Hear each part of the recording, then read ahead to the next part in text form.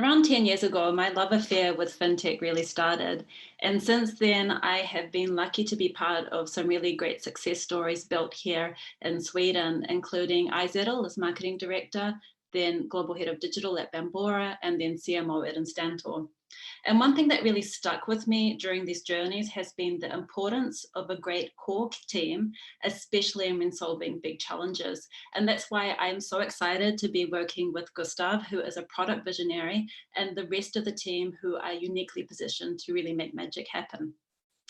Now, a little bit more than 12 years ago, the jobs like Instagram influencer or Uber driver didn't exist.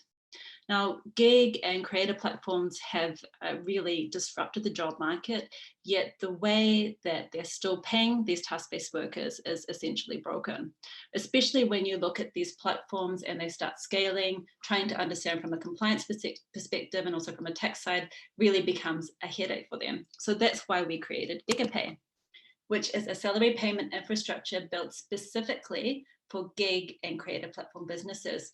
We help them automate compliant payouts towards their task-based workers, and they can do that either through our API or by using our UI. Now, today we're live in Sweden and also Finland, and we'll be in UK before the end of the year. It's really easy to use, and I'm just going to show you a simple flow of how Gigapay works. So let's assume that a fictional company, Scooters, has integrated with Gigapay's API. Now, already in the beginning of the flow, when the gig worker starts engaging with the platform, we're able to help them with the second step, KYC. So what that means is that we can verify that the gig worker or the creator has a valid work documents, and we can also check that the gig worker or the creator is really who they say that they are. And then once the gig worker has completed a task and it's ready for payout, we're able to facilitate that through Gigapay. And by doing that, the gig worker instantly receives the payout with all the taxes, insurances, and pensions covered. And it seems really smooth, both towards the platform and also towards the gig worker, but there's a lot of things happening in the background. So for example, on the payout side, what happens is that we're calculating the taxes in real time. We also do a flash employment of the gig worker for work that has already been completed, which will allow us to declare the taxes towards the tax authorities for the gig worker. And we're also taking care of the insurances and pensions. So it's really smooth way of solving a big issue. So why are we doing this? Well, obviously the gig and creator economy is a huge opportunity, and these numbers come pre-pandemic. So you can even imagine now with these really high global unemployment rates and these new ways of working, we believe this number is actually much, much larger. Today, we have 21 customers in total. So this is everything from sort of blue collar work all the way to creator and celebrity platforms. And what we've found in the last 15 months of operating is that there is actually a sweet spot for Gigapay, especially when it comes to scaling. And that's focusing on platform businesses within the digital work and creator economy. And there's a few reasons for that. But one really important one is that there's lower regulatory requirements, especially as we scale. So this will really be our go-to-market as we move forward, focusing on the specific subsegment, helping them and also gain market share, and then focusing on the other businesses operating in the gig economy. Now, for us, it's not about just creating a platform that giggers and creators like. It's about creating something that they really love. So we've been working really closely with both the influencers and also with the giggers and also the platforms to make sure that we deliver something that is of value to them. And it's not just about value, it's also about creating business value. So last week I was speaking with one of our customers, and they shared with us that by integrating with Gigapay's API, they were able to reduce their cost by 1 FTE.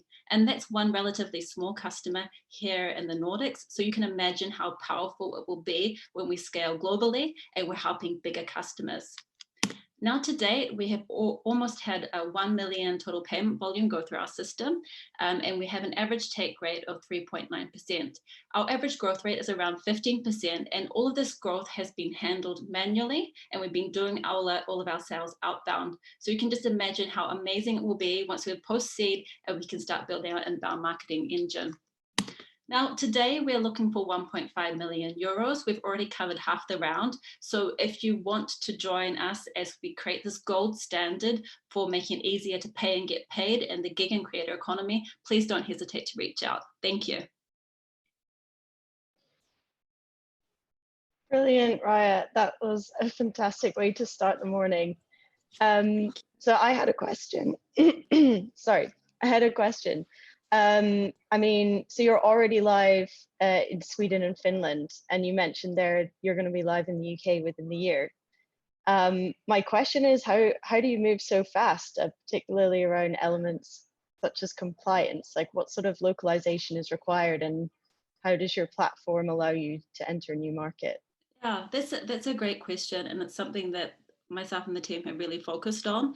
And there's a few ways that we're handling it. And one is that by us focusing on the specific subsegment, so the digital work and the creator economy, we see that those task-based workers who engage on those platforms are not exposed to the same sort of regulatory risk. So our sort of go-to-market is to be focusing specifically on that subsegment. The other way that we're solving it is that we've built our platform from a modular perspective, and we haven't built it on top of any sort of legacy payroll or accounting software, which means that we'll be able to scale a lot faster. And the third part, which is really important, is making sure that the model which we use, which is an umbrella company model, can be adapted in the markets that we plan to enter into. So we've already done that work, and we're actually ready to make it happen.